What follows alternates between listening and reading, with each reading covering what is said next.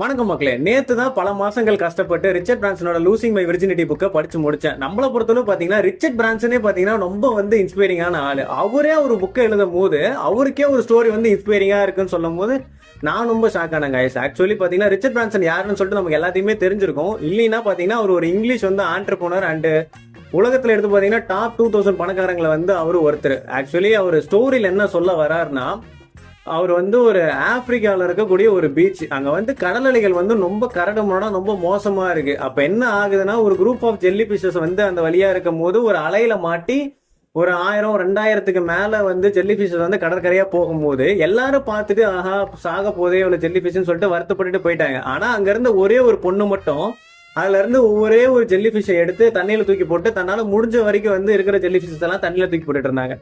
மீதி எல்லாம் பேர் என்ன பண்ணாங்கன்னா, ஏமா உன்னால எல்லாத்தையும் தூக்கி போட முடியாது, எல்லாத்தையும் உன்னால காப்பாற்ற முடியாது அப்படின்னு சொல்லிட்டு சொன்னிச்சா மத்தவங்க கிட்ட.